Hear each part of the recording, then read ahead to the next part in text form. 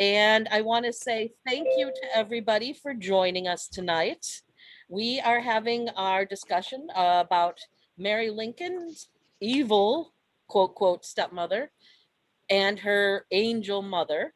For those who don't know me, I'm Valerie Gugala. I'm one of the founders of Mary Lincoln's Coterie, along with Donna McCrary and Donna Daniels, who are both here tonight.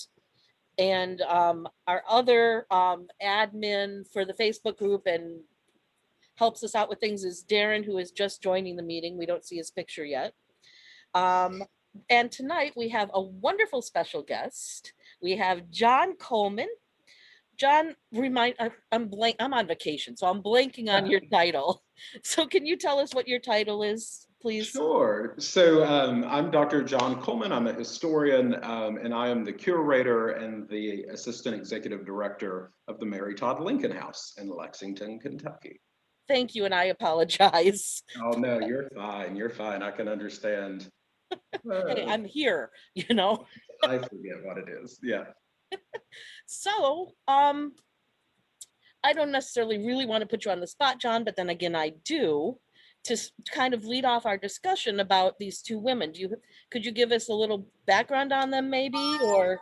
Sure. And it's a really fascinating topic to think about these two mother figures in Mary's lives. I think she had many mother figures, but these are, I guess, sort of the closest that come to that sort of perceived notion of the term. Eliza, of course, was Mary's birth mother, and we know so little about her. I mean, she really is a mystery. Unlike her future stepmother, there isn't much correspondence from Eliza. A couple of letters exist, that sort of thing. And you can't help but wonder the impact she had on Mary's life too. Of course, Mary would have been very young when her mother died from childbirth. She'd just given birth to her seventh child, a son named George. Um, and so, of course, that's an interesting topic of conversation. Um, and so Mary loses her mother, and in a few short months, her father is courting somebody else, and that, of course, is Betsy Humphreys, Elizabeth Humphreys. She comes from an extraordinarily well-established Kentucky family, a family originally, sort of one generation um, behind from Virginia. Um, so she was certainly coming from some more aristocratic bearings, and puts Robert Todd off for a bit, but still, by the time Mary's age, she has a stepmother, um, who she, refers to as Ma, and has a complicated relationship with. Exactly, what that relationship would have been like will be fun to discuss and sort of debate some of the inaccuracies and simplifications of that relationship. And of course, Betsy will go on to have a number of her own children with Robert Todd, um, nine, and will of course outlive her husband Robert. Will survive through the Civil War and a decade after the war. In fact, she Mary doesn't live too much longer than Betsy does. Um, and so, two really fascinating women. Of course, we simply know a whole lot more about Betsy than we do about Eliza. Sorry, I was on mute.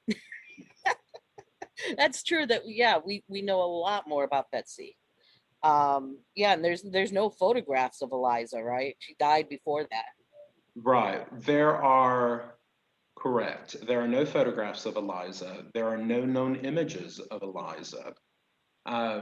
We know that um,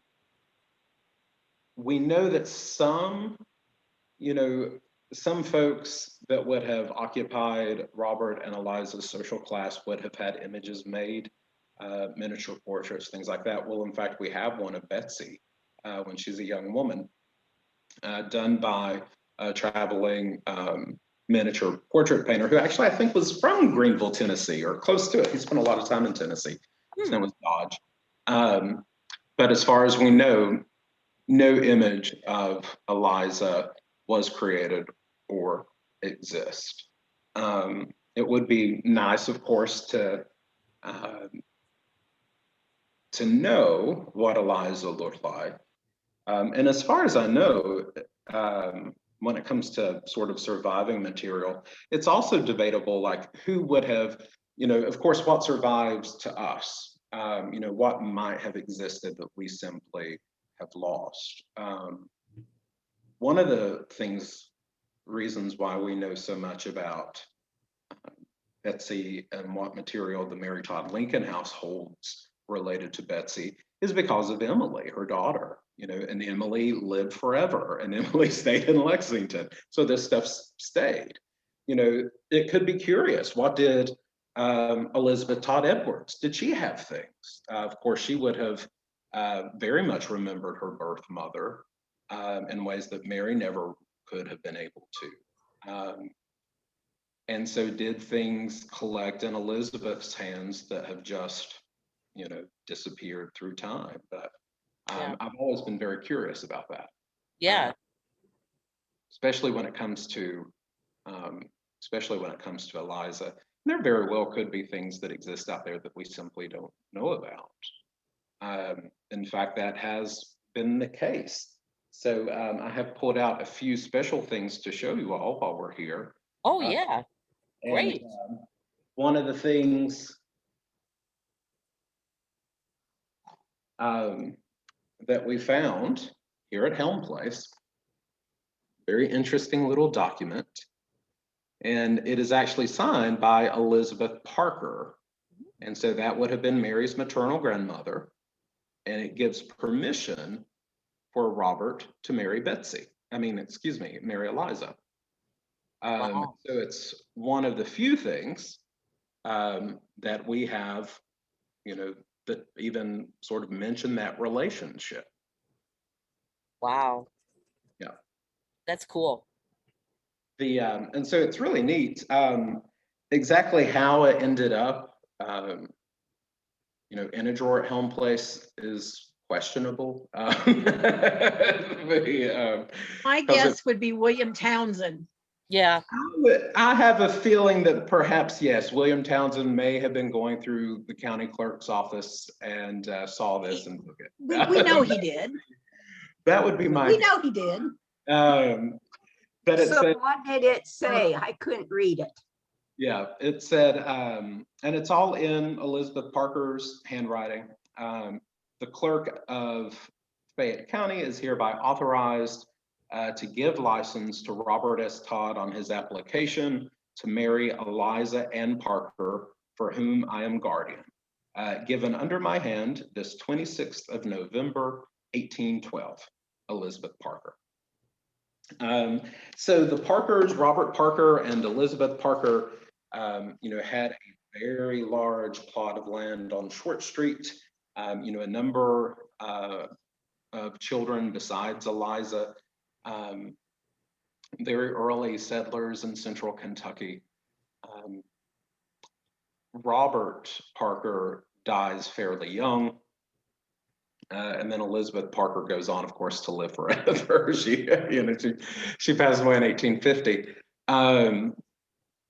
And, we don't, there are no recollections of how Elizabeth Parker felt, when her daughter died.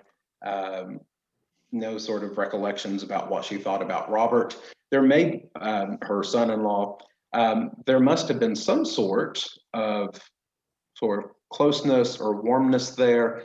Of course, Robert and Eliza will build a house on Elizabeth Parker's property there on Short Street. It no longer stands, and that's where Mary would be born in 1818. There's a few little things. There's at least one letter that exists from Eliza. She's writing to a grandparent That's about it. I mean, it is just such a mystery. What little we know, we know from very scant, more sort of perfunctory records. Of course, she and Robert get married during the War of 1812. Robert is commissioned in that war. He, according to family stories, he gets sick. He comes back and then marries Eliza while he's here. It's still a little debated, I believe, if he ever actually went back after his marriage. And they build their house there on Short Street. And, one pretty much can fairly assume that Eliza, after she gives birth to her 7th child, she, of course, infections, something like that. And so one can assume that she died in the house on Short Street, although that's not exactly clear. And then, soon after her funeral. And one of the unique things that still exist from Eliza's death is her funeral notice card. And so these were little cards that were sent out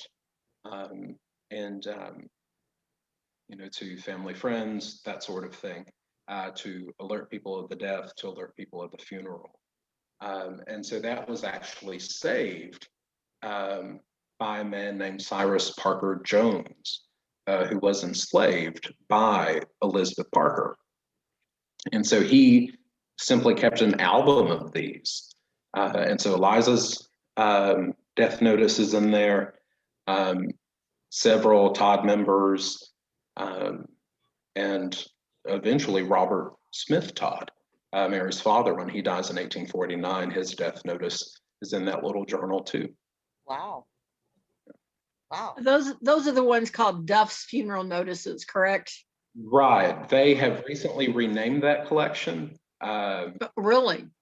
Yeah, because Duff was the man who bought it. He worked for the library and he bought it from the Jones family. But then the library named it after the white guy. But it was Cyrus Parker Jones who actually collected it. Wait a minute, let me write that down. Yeah. So it is now. With the C, Cyrus? Yes. And so he is, Cyrus Parker Jones is one of the 3 enslaved folks who are emancipated in Grandma Parker's will. There's Prudence Jones, we assume was his mother, Ann Bell, and then Parker Jones. What, Donna? What did you say Ann's last name was? Bell, B-E-L-L. Bell. Yeah. Was, I know Prudence and Ann are buried next to Grandma. Is Cyrus buried there as well? I can't remember. Not. Okay. Yes, Prudence and Ann is buried in the plot with the Parkers. Cyrus is buried in African American Cemetery number 2, I believe. Okay. Which is also in downtown Lexington. John, how common was that for deceased enslaved, even if they were formerly enslaved, to be buried along with their white masters or former masters? I perhaps wrongly assumed that graveyards were segregated. That is a good question. And I don't know how common it was. I do know of other families who do have people who were enslaved. Well, no, I guess she wouldn't have been enslaved at her death. But Lexington Cemetery was never, it was, segregation really becomes a thing after the Civil War. Segregation is a product of Jim Crow. But I doubt Lexington Cemetery would have sold a plot to Black folks. But yeah, didn't most plantations have their own cemetery that had an enslaved person and white people buried in the same cemetery? Like Mount Vernon. Well, And I mean, all, and yeah, so we know, for it was example, very common. the Bowman family, they were originally all buried here on the land, and that would have been Mhm. enslaved people. The Bowmans were eventually moved, and we assume the enslaved folks are still buried here on the property somewhere. We just don't know where. Um, but so Prudence and Anne were both very elderly. And so I don't know off the top of my head, but they did not, survive Grandma Parker for very long. So that might have been part of it, sort of the closeness of their deaths. They are also given a stipend. So they get so much money a year from Grandma Parker's estate. But yeah, there are other Black folks buried in Lexington Cemetery before the Civil War. Some of whom were enslaved, some of whom were not. Probably the most famous person is Buvette James.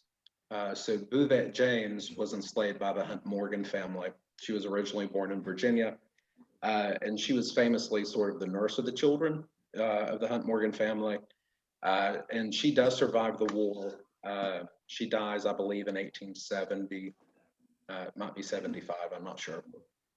But after her death, she is buried in the Hunt Morgan family plot.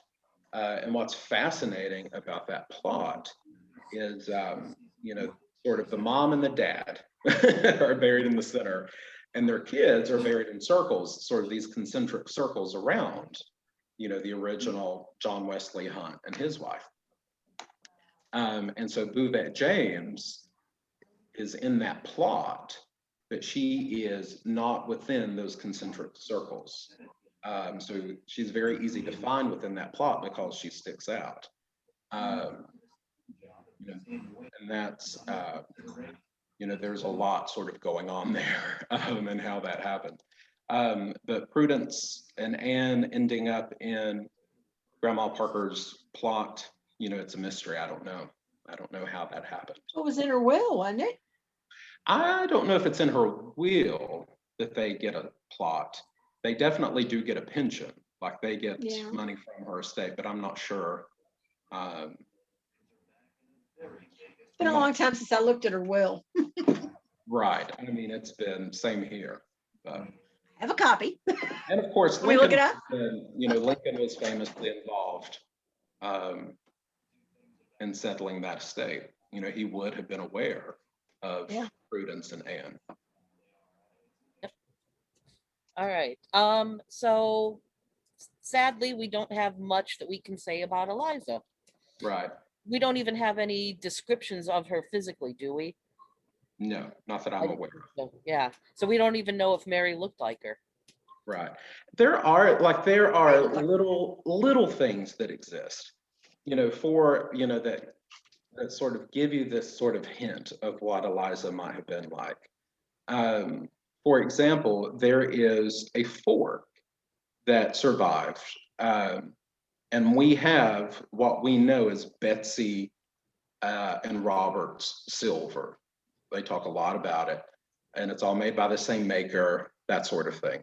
But there was one fork made by an earlier maker that is also, but it has the same monogram, R-E-T.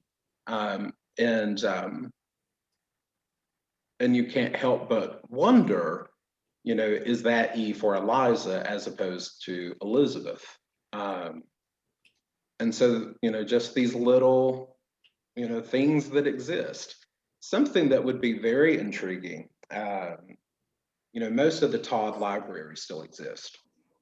It's held at the University of Kentucky Special Collections. And some of those books certainly do date to Eliza's lifetime. And the Todds love to write in their books. All of the books have something in them. Sometimes little drawings, it's really cute. And there are certainly a couple that have, little snippets of poetry, scripture, that sort of thing, written in a hand that doesn't look like, it looks adult, but it doesn't look like Betsy's or anything like that. And I've always been very curious if that isn't something that perhaps Eliza did. But, it would be very hard to tell. So Right. she Right. is, Never proven. mysterious. And she's also mysterious in terms of, her impact on Mary.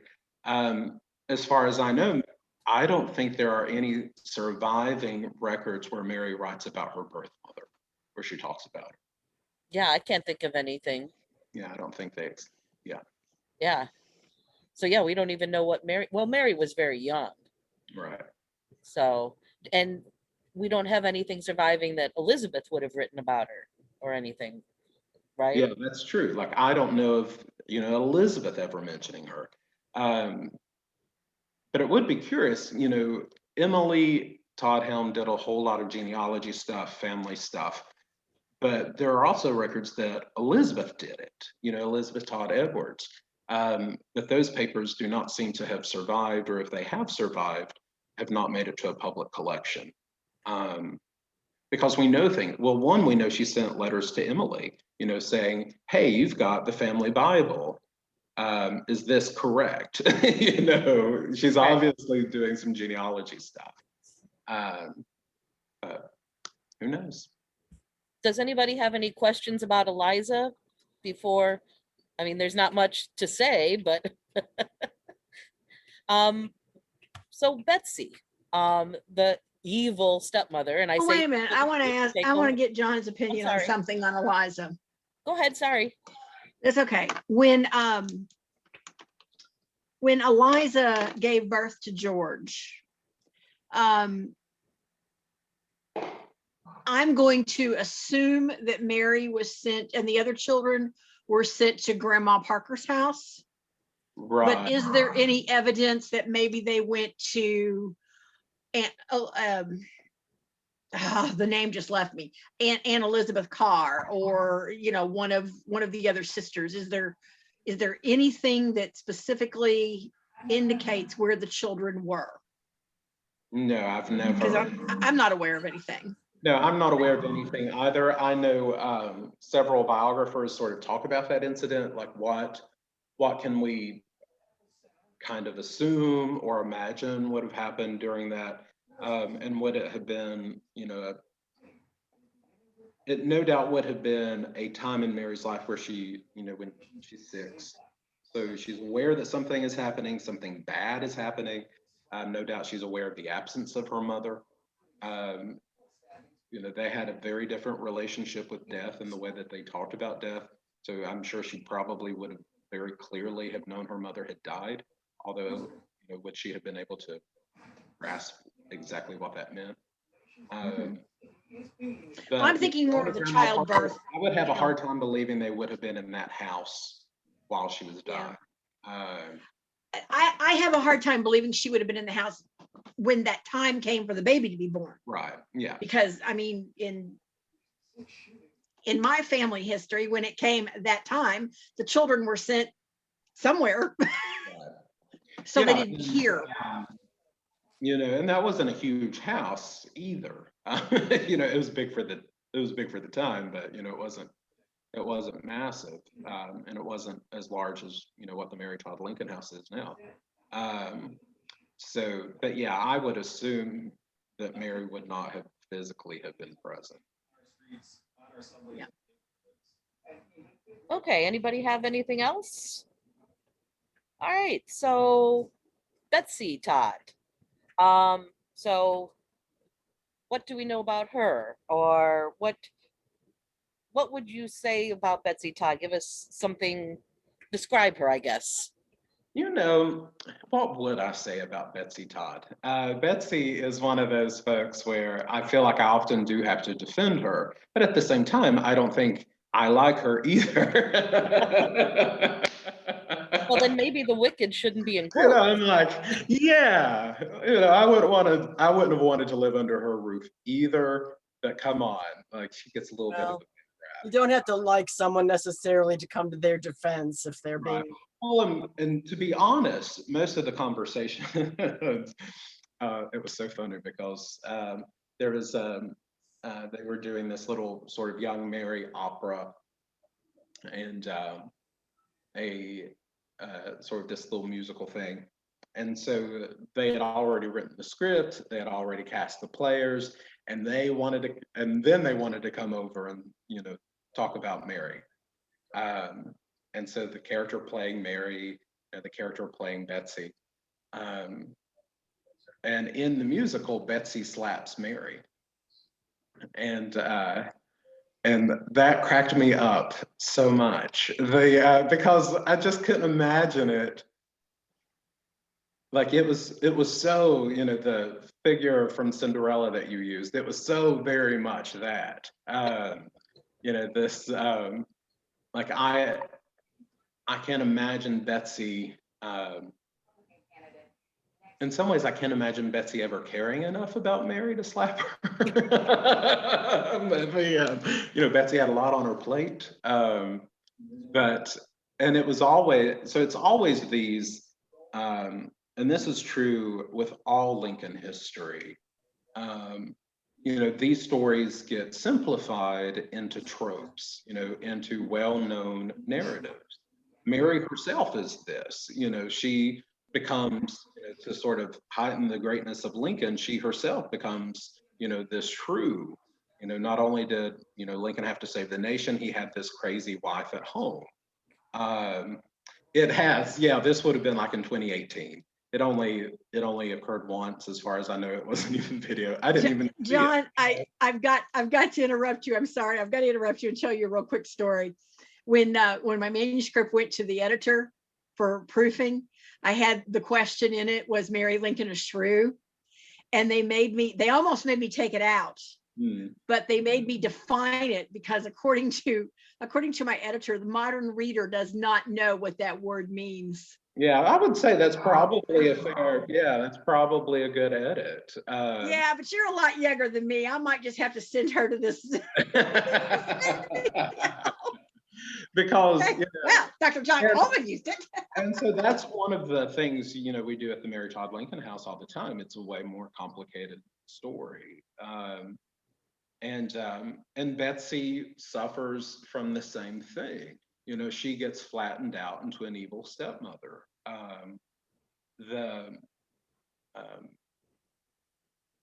And I think it was way more complicated than that. Betsy's a mystery. Exactly where she fell, her sympathies, her loyalties during the Civil War can even be debated a little bit. She is typically shown as a more Confederate, but there are other ways that you could argue against that. So Betsy is a bit of a mystery. So Betsy was, she herself, I believe, was born in Virginia. Her father was a medical doctor. He dies, and then Betsy moves to central Kentucky with her mother, Mary Brown Humphreys. Mary Brown Humphreys, everyone seemed to love Mary Brown Humphreys. Very well regarded woman, very interesting. She was the sister of several, super important men. Her brother, John Brown, was the first senator from Kentucky, helped create the state of Kentucky. She had a brother who became ambassador to France. Just an extraordinarily prominent family. And so Mary Brown Humphreys, moved her family there. And so Betsy would have been raised around these sort of aristocratic bearing folks. It seems as though she had a pretty close relationship with her aunt by marriage, Margaretta Brown, who was John's wife. And what's great about Margaretta is the fact so many of her letters survive. And so Margaretta often talks about cousin Betsy. you know, while she's writing to their sons while they're at college, that sort of thing. And you know, we can have a lot of assumptions about what Betsy would have been experiencing growing up in Frankfurt, you know, becoming a young woman in Frankfurt, thanks to Margaretta. Margaretta started the first Sunday school, Presbyterian in Frankfurt, our state capital. We know that Betsy helped with that. Margaretta was had some sort of interesting views about slavery. So Margaretta was from New York originally, and sort of seemed to wink and nodded at the evils of slavery, at the evils of the institution, but yet, you know, they still enslaved folks, still, of course, relied on enslaved labor at their home. And then they would have been at the heart of basically all of the political movement within Kentucky, you know, for the first half century of the state. And Betsy would have been growing up around that, you know, very famously. In fact, the anniversary just passed. The Marquis de Lafayette, he visits Kentucky in 1826 in May. He goes to Frankfurt and he goes to see Margaretta. John Brown is not in Frankfurt at the time, but he goes and visits Liberty Hall and Margaretta. Everyone else was at the ball where the Marquis de Lafayette was supposed to be. And the only person who had stayed with Margaretta was Betsy. So Betsy and Margaretta got to spend an evening with the Marquis de Lafayette. And that's one of the big sort of stories that Margaretta and Liberty Hall tell about when the Marquis de Lafayette visited there. So no doubt that would have been, you know, fairly impressive. We don't know much about Betsy's education, although from the books that survive in the Todd household, we know she would have read, you know, pretty widely. But so did, you know, a good chunk of Mary's family. We can also assume, you know, that she had a fairly close relationship with her siblings. She had a sister whose name was, I can never, and there might have been two of them, either Margaret or Mary, who becomes a Sproul and who dies. You know, Betsy keeps her sister's portrait. You know, it's actually still here. In fact, you can see it. There she is. That's Margaret Sproul. That's Betsy's sister right there.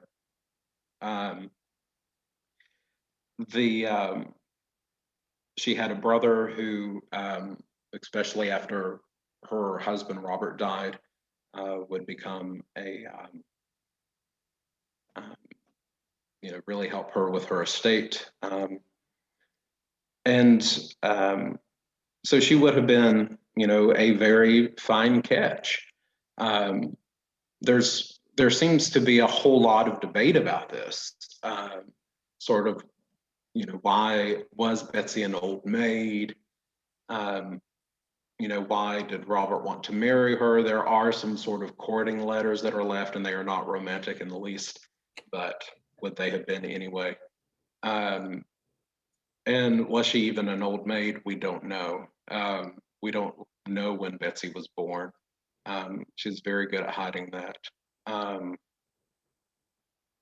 So she would have been, you know, a very interesting young woman with lots of experiences that, you know, most women below her social class would not have had. And she seems to have made a good match. You know, going back to Margaretta's letters, you know, one of the things that Margaretta sort of very famously says is that, you know, Betsy has a fine husband and a fine home and children that love her, something like that. So Margaretta was super happy for Betsy when she married Robert. Like, it seemed that, you know, she's writing that. And if Margaretta didn't think that, Margaretta was a very honest letter writer and, you know, really loved to gossip, you know, she would have, you know, she would have said, Betsy's having a terrible time. But, you know, the opposite seems to be true. So what kind of relationship she would have had with, you know, her Robert's former mother-in-law, you know, living in the backyard, you know, that's a good question. Your Grandma Parker, literally being right there. I could see that being awkward. But at the same time, we don't know. And then, of course, Robert and Betsy will move into their larger house, you know, just a block away in 1831, 1832. So, so that would have been sort of the start, right, of Mary's encounter with the woman that she would call her mother. Right. And what do we know, or do we know much about their relationship? Mary and Betsy's? Yeah, Mary and Betsy. I mean, No, we not really. We have some letters that Mary wrote, if I'm not mistaken, about when she visited and talking with Ma, if I'm correct about that. Yeah. Yeah. And So of course we know way more. And this is like, I'm always a little confused about how their relationship gets portrayed as being so bad. Because, you know, it just doesn't really seem to be there. The best letter we have is from 1847. So Mary is actually living at what's now the Mary Todd Lincoln House. She's living there with Betsy and Robert. Abraham, he is in Congress. And so Mary comes back to Lexington. She has Robert, she has Eddie with her. And so first of all, you would think, if things were so bad, why does Mary do that? You know, she had other options. You know, she didn't have to stay there. But obviously things weren't so bad that she felt as though she couldn't be there at all. But in one of the letters, you know, she talks about the fact that I can't remember if it was Robert or Eddie Lincoln, you know, who finds a cat, and Betsy does not like cats, and she has, you know, somebody throw the cat out, and it sort of breaks the kid's heart. And she famously says, you know, it would be something like it would, you know, it sort of intimates the things at one point had been bad, like sort of like, you know, Betsy, you know. But at the If any of us were on her hands, she would be worse than ever. she'd be worse than ever, right? But Mary's very grateful for the ice cream that was brought to her. Right, that evening. exactly. And then at the same thing, you know, Betsy sending up ice cream. And so, I mean, that sounds so human to me. You know, what that even, you know, it's sort of this thing, like, it's sort of like, family's family kind of stuff, you know. Mm-hmm. There are other things. Elizabeth says that they weren't welcome. Elizabeth Edwards says something like, you know, we weren't welcomed in our father's home. George, of course, has a lot to, George Todd, Mary's younger brother, has a lot to say about Betsy, but everyone has a lot of bad stuff to say about George. So that one I'll give her. But then there are also, you know, they come back. You know, this is not, you know, they stay with her brother Levi Todd, who's living in the old Short Street Todd house on the return visit. And then what's interesting is we know that Mary and Betsy corresponded. We know that they wrote letters to one another. And in fact, there's a very great letter. We don't have the original one, it's a copy, in which Betsy's writing to say, you know, we were with Henry Clay when Henry Clay found out he lost the presidential election. And isn't that too bad? So there's, you know, I think it's way more complicated than folks have made it. And of course, a lot of people say, you know, Mary leaves so early. Everybody in that house left early. You know, Mary boarded at school. But Betsy's own kids had it worse. You know, most of her sons were gone by the time they turn teenagers. So if you're using, Betsy getting her kids out of the house, the older daughters actually kind of had it a little easier. Betsy was, seems as though Betsy was always pretty willing to let her little birds fly the nest. And so there's, there are some things that I sort of admire about Betsy. One, she was pretty much running the household. Her husband was extraordinarily absent. Came home basically to make sure she was going to have another baby, and then went off and did other things. He was in Frankfurt, or he was in New Orleans. He was places like that. And so Betsy not only is able to manage her own household, but she's also kind of doing it single-handedly.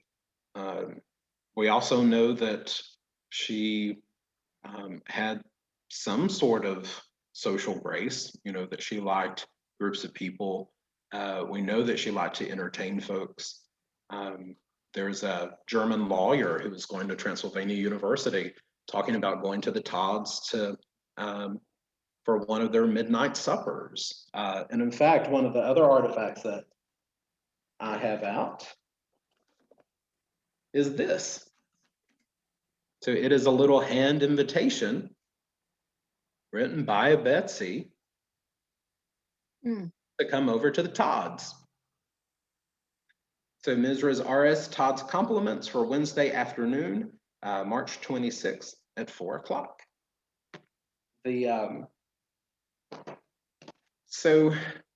I think Betsy and Mary's relationship is way more complicated. Betsy didn't mind during the Civil War, to ask favors from the Lincolns, even though she was, even though most of her children were certainly siding with the Confederacy.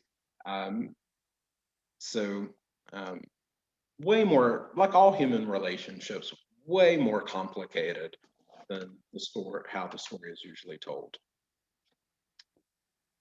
Oh yeah, I'm sure it is. I see there's a couple questions here in the chat. Yeah. Was Betsy aware of the cruelty of David during the war? I would assume so. That made all the papers. Now, if Betsy believed it or not, Okay, yeah, that's a big difference. And David is so fun, not in his own way, but just as sort of like the way that he is remembered, because Todd swore up and down, that he died from his wounds at Vicksburg. But there is no evidence whatsoever of that. But they are really big about it. In fact, here at Helm Place, there were 2 painted photographs. And I pulled out one for you, and it's kind of hard to see in the glare, but this is Betsy. So this would have been towards the very end of her life. Hand tinted. By whom I don't know. It very well could have been Kate Helm, her granddaughter. Very cool. But there were 2 of these, and they have always hung together, and it's Betsy and the other one is David. So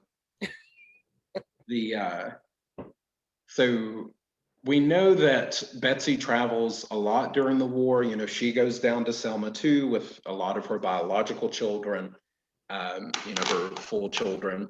And as far as we know, after the war, Mary and Betsy, never talk again.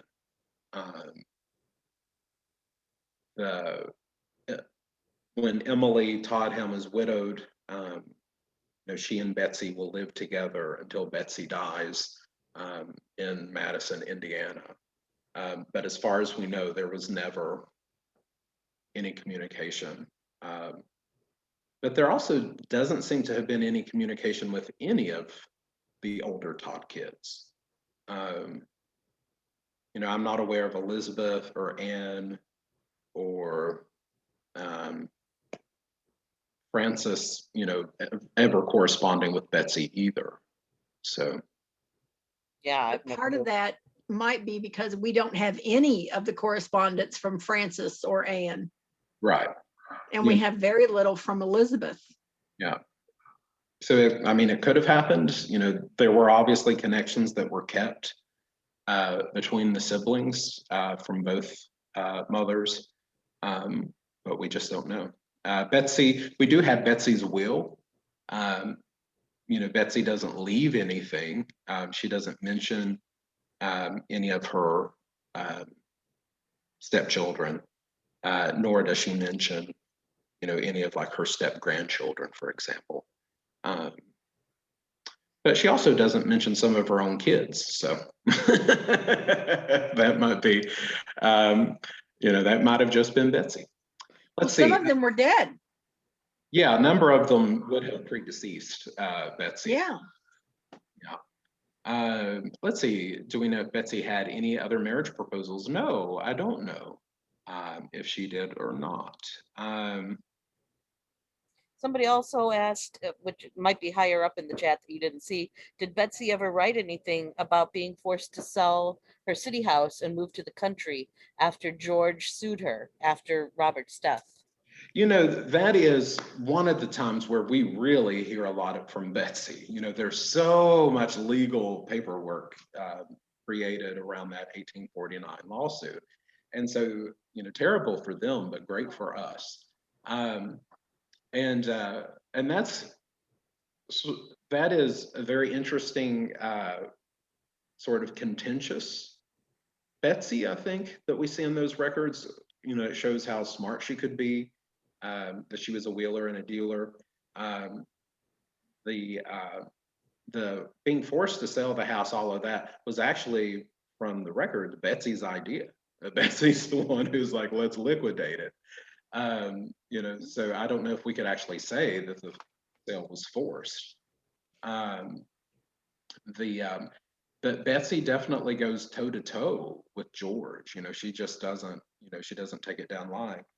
Um, the and she is. You know, she's pretty persuasive. You know, Betsy and her children are the ones who come out good from that estate. Um, and a lot of that might simply have been Betsy had better lawyers. But you know, Betsy is the administratrix of that estate, and she does a good job.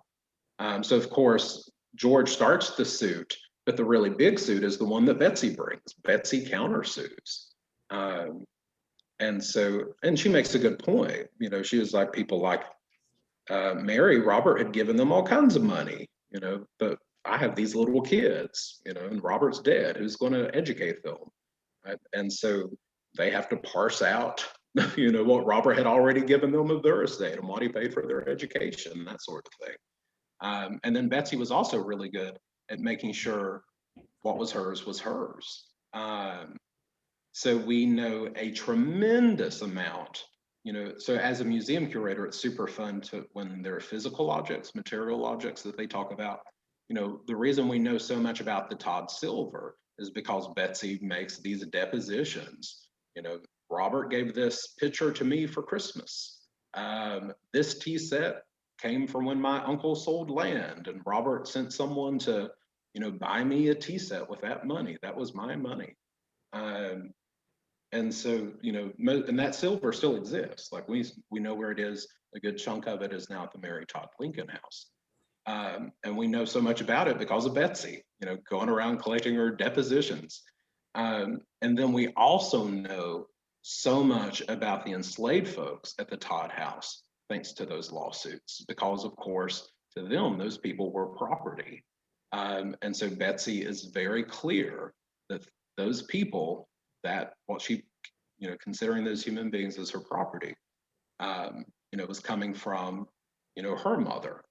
And therefore George couldn't have these slaves, or the estate couldn't sell these slaves. And it's where we hear about William, who was an enslaved person that later the Todd family never talks about. You know, Emily will tell all these really happy stories about slavery in the Todd household, but never mentions William. But of course, Betsy does because she's tracking the finances there from William. So, you know, really, really fascinating stuff. I bet. I bet.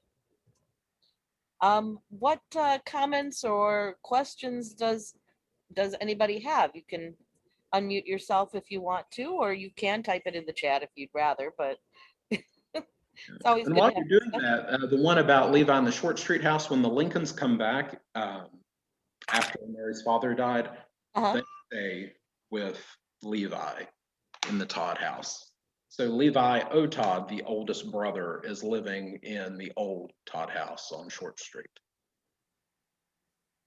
What else do we have? Who else would like to make a comment or a question? Sorry about the background noise if you can hear it, by the way. I'm in a campground.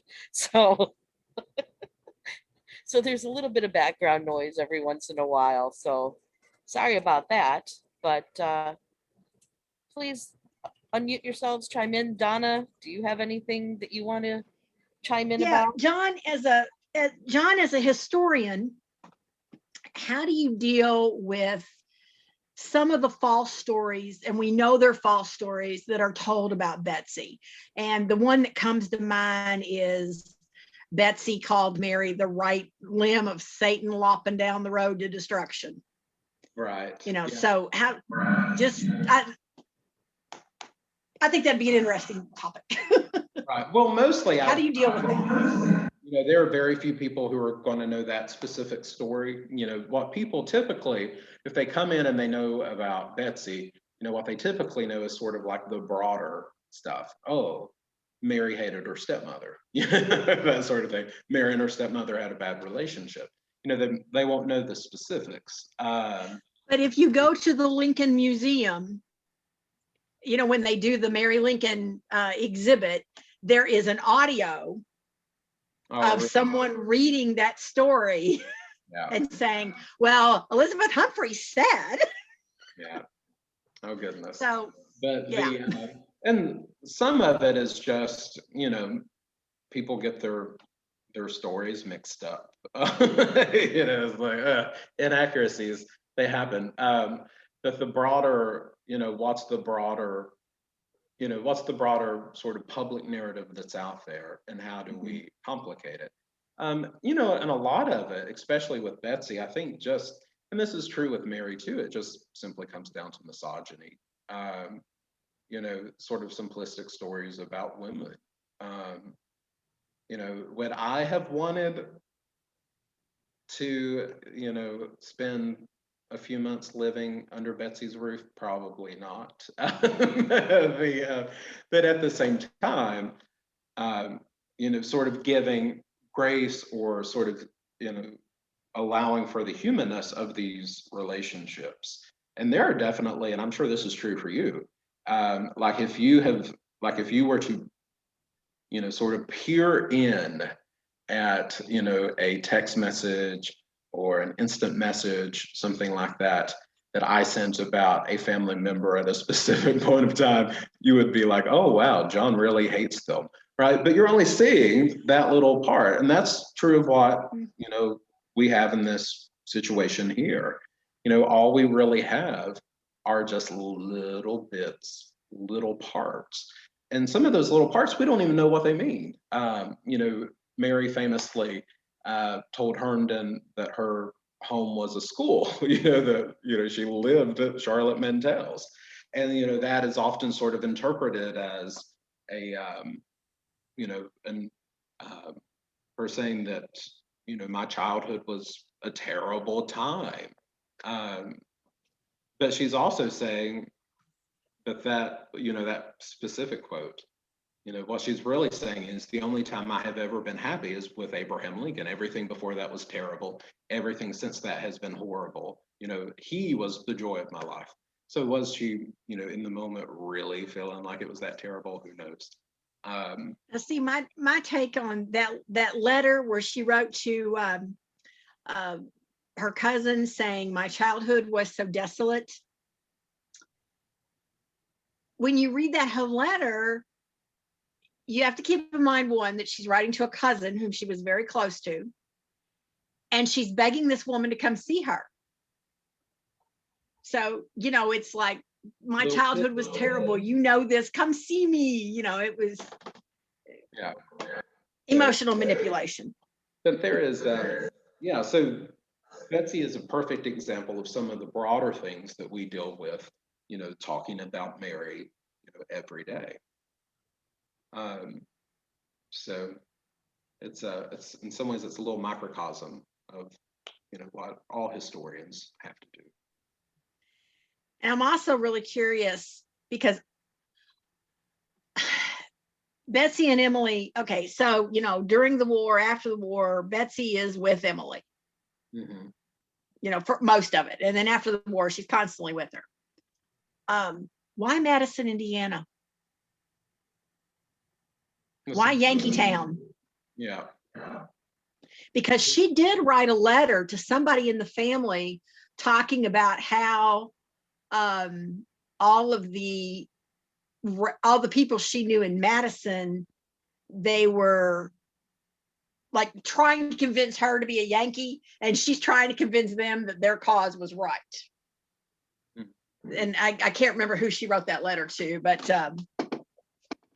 right. And part of it, like, why do they go to Madison as to other places? They obviously, you know, they had a lot of family in Louisiana. yeah. So why Madison? So why there? And I think there's probably a couple of reasons, and these are just theories and assumptions. Okay. One, you definitely don't want to be in the former Confederate States. They're all torn up, you know, living, you know, after 1865. Emily later, you know, Emily says that things are not good for her here, you know, in Kentucky. Kentucky is not a place where she can stay. And so in some ways, Indiana makes a lot of sense. One, it's Southern Indiana, so there very well could have been a lot of sympathetic folks in that part of Indiana. It's a state that stayed Union, but so did Kentucky. So there might have been, you know, there might have been some sense that Madison could be a good place for a former Confederate's, you know, Confederate's widow. And it would be interesting to know how much of that is Betsy moving to Madison and how much of that is Emily. And I think that was probably more Emily than Betsy. But that's just an assumption. Well, I don't know if I've ever told you this or not, but when I was going through some of the records in Madison, there is a E.L. Todd, Mrs. E.L. Todd, in 1859, staying at the Walnut Street boarding house. In I don't know that it's her, in Madison, but when she does come in Madison, oh. and then when she does come, you know, there she is. And they actually lived in two places in Madison. The first house has been torn down. Of course, the second one still stands, but they never owned anything in Madison. They always rented. Yeah. Of course, Emily had the job there. And there's also, see, I don't know if they would have known these people.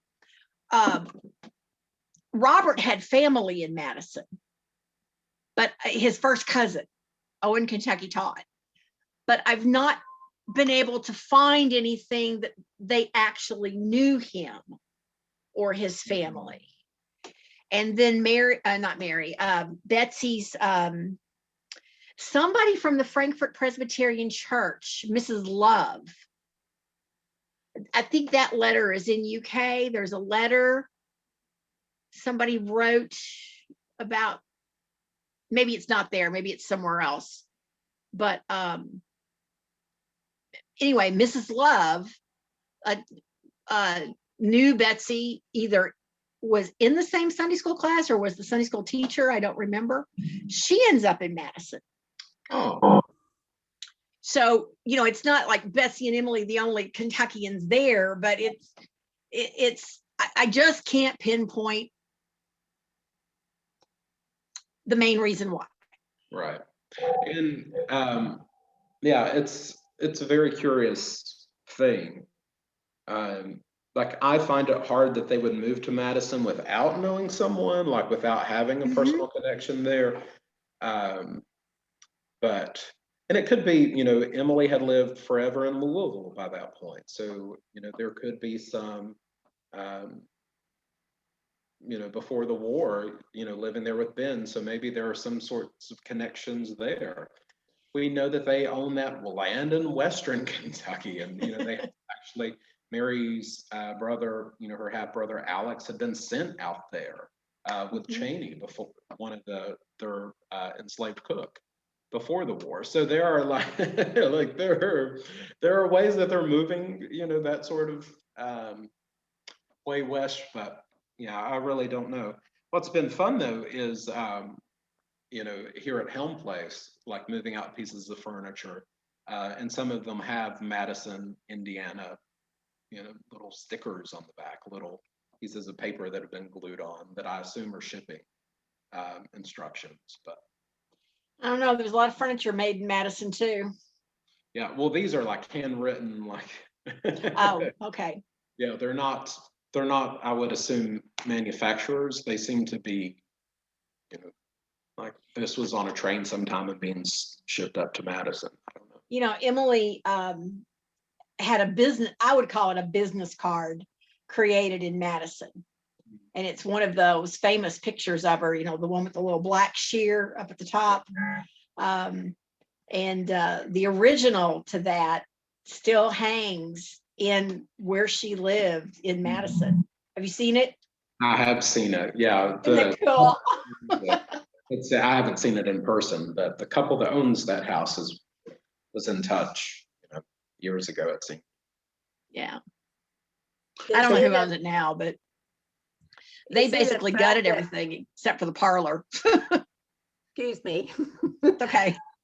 Is it a fact that Mary stayed at boarding school during the week and only came home on the weekends, maybe to avoid her stepmother? Well, we don't know why she did it. We don't know if it was because she wanted to avoid Betsy. I doubt it. Namely because, that house would have been so absolutely jam-packed. Of course, you have all the Todd kids there. They're not, of course, all alive during this time. There's about 30 years difference in their ages. But, you have Robert and Betsy. You have their kids. You have the enslaved people who lived there. You have various cousins and randoms that attract themselves and live there. One of the best sources we have for Mary's childhood in that house is actually her step cousin, who later writes letters to Emily and says, because of course Emily wasn't alive yet. She didn't remember Mary growing up. And so, these Elizabeth Humphreys Norris, writes these great letters about, sharing a room there with Mary.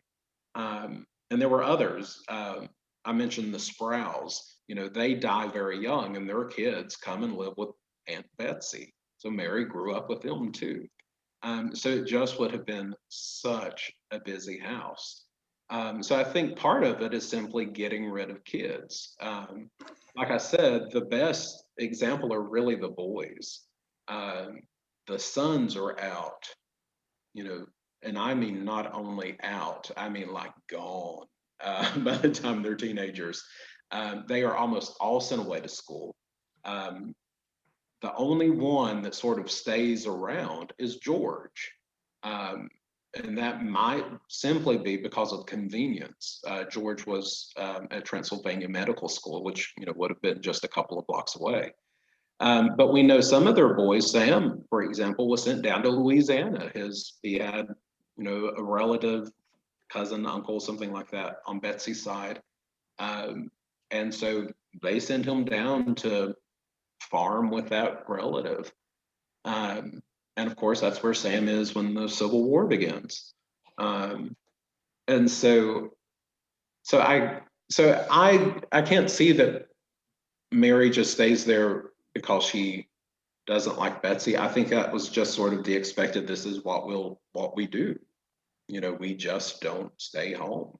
And the Todds weren't unusual for this. You know, everyone of their social class would have done that.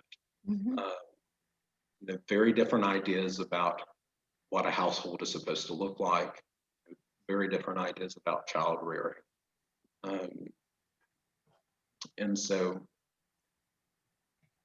I don't think I don't think Mary's staying at the boarding school would have been simply because of dislike of Betsy.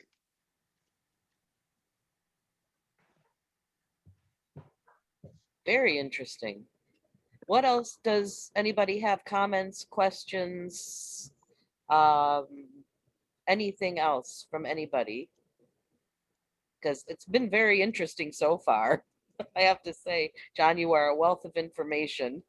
Well, thank you. Thank you very much. I've not been able to tune into these Zoom meetings, but I'm on vacation, so I thought, You do. so thank you. Good to see you, Donna and Valerie. Susan, Yeah, Where's the other Donna? She's gone. she just She had to- left. Just she had stepped to off. leave. Yeah. Yeah. Thanks, John. Oh, it's good to see you, Susan. Yeah, it's good to see you, Susan. Thanks for joining us from vacation. Well, it's my pleasure.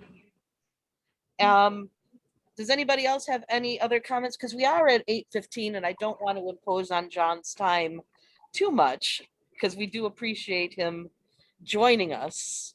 But does anybody else have any questions, comments? Donna, do you have anything else? Well, I got a couple things I want to tell John, but after we've quit recording. Okay, well then let me do a real quick ending for the recording. Thank you everyone for joining us. Thank you to Dr. Jon Coleman, and we will see you next time. Okay, recording should be